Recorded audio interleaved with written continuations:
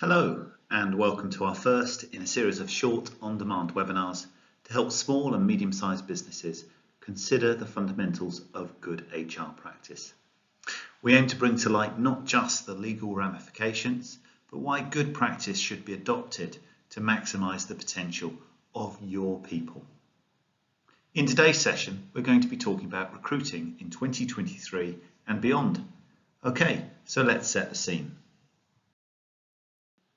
It's a tricky time in the economy with high inflation and low unemployment. All the predictors suggest things will tighten and larger businesses in particular may shed some of their staff. We've seen month by month a reduced number of vacancies since May 2022. But there is still a significant labour shortage in the UK with 1.1 million current published vacancies. This is making how you manage recruitment ever more critical in 2023 and beyond. So in this webinar, we will focus on setting up the vacancy, ensuring you clearly determine what the investment is and why. We'll then move on to how you can ensure you maximise the attraction to your company, and then look at methods to improve the chances of success when selecting the right candidate.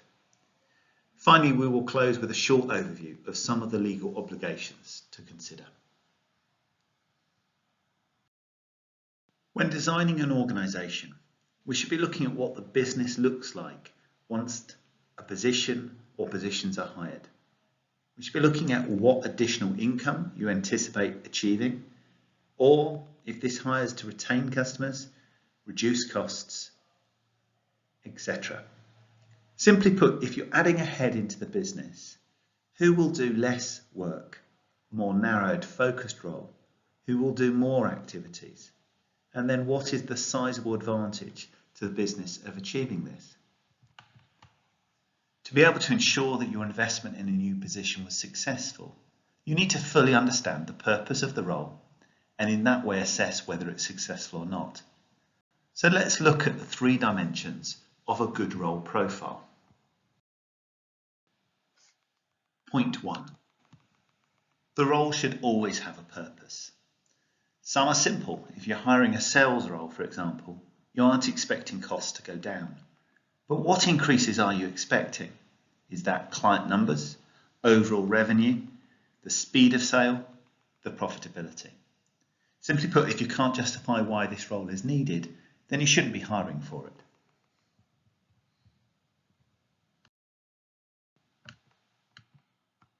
Once you have a defined purpose of, say, a paragraph or two, then you need to focus on the actions or responsibilities that that person in role will focus on in order to achieve that purpose. Again, let's take the sales role as an example. If you have an incredible pipeline of inquiries, the most significant responsibility should be to close as many warm prospects. So the client proposal and sales close are the highest priority. Of course, if you need a greater number of leads, then conversely, generating interest could be your focus. Whatever you do to list the responsibilities, be sure to A, list in order of importance, and B, be sure to be specific. Sell more is far too broad an activity. The third element of a good role profile is the skills and experiences required. Does a sales administrator role truly need a degree to prove they can be successful? Instead, consider the attitude and what is required in the role that may be proven through past experiences. And if you need experience, try to list the specific experience needed. 5 years experience in sales is too broad, and it's also arguably age discrimination. However, must have proven new business sales in consumer goods through online and telephone-based contact. It isn't linked to a number of years, and if a candidate demonstrates their experience, do we really need any more for that role? In the employment marketplace, we've already talked about high inflation presently at play. This means you can always find the right candidate if you're prepared to pay over the ever-increasing market rate. If your business, like most, has internal salaries to compete with and a limited budget, then it's critical you seek to hire the best candidate you can without overpaying on salary. Considering how to sell your business as an SME, you do have a distinct competitive advantage. You aren't a corporate without seemingly any personality. To a new applicant, you should absolutely be personable. Talk about your passion and what you think your company stands for. Think about the challenge this role may give an applicant and the learning available to the job holder. Above all else, we've seen some shambolic benefits being advertised, such as statutory holidays, 20 days plus 8 bank holidays, laptop and mobile phone, and a company pension. When you want to attract the best, then consider your stance on flex benefits, term time working, evening shifts, home-based working or hybrid working. If you are stating great rate of pay, instead replace that with a range dependent on experience.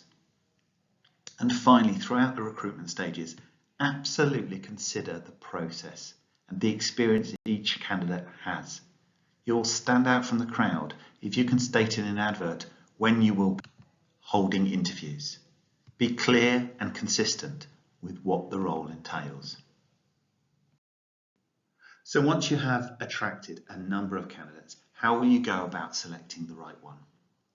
The key here is to ensure you have a planned approach at the outset of the decision to hire, that you have the required experiences, skills, and if essential, the qualifications required for the role. In an applicant-strong recruitment market, do not list 12 must-haves, but challenge yourself and be realistic. The nice-to-haves may end up being development areas or opportunities for the candidate. I have heard too often that recruitment is an admin function. Selecting the right candidate is not a science, but you can get extremely good at it by spending the right level of time and involving the right people. We've already discussed the issues of qualifications versus character or skill, but it's critical in selecting the right individual that you base it on supplementing the existing team and certainly not hiring a mini you. The key to any selection approach is to be consistent to all candidates and never to assume a personality in order to write them off or indeed to hire them when they aren't right. So then we come to the legal requirements of employing someone. Since 2018, you've been required to provide a main statement of terms and conditions from day one of employment.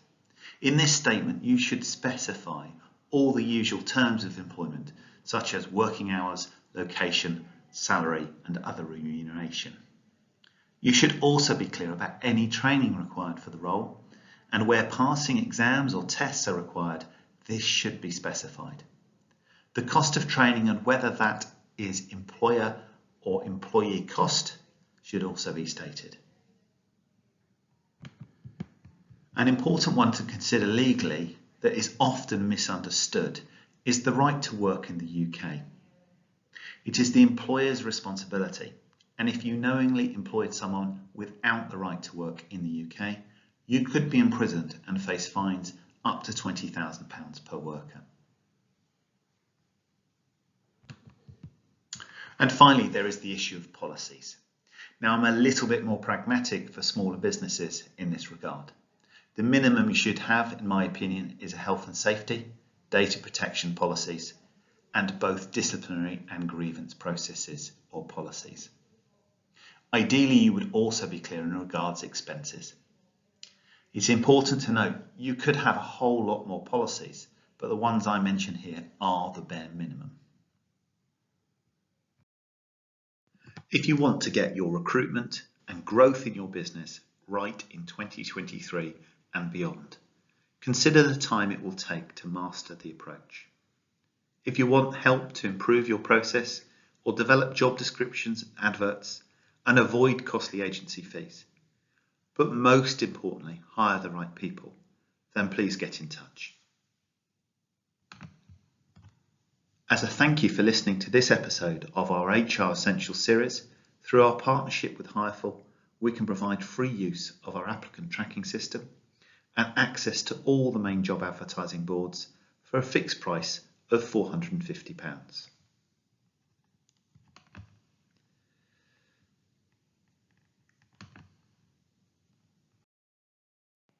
Finally, if any of the information provided here has led you to want to know more, or you have ideas or suggestions for further topics, then please don't hesitate to contact us. Thank you for watching part of our HR Essentials series.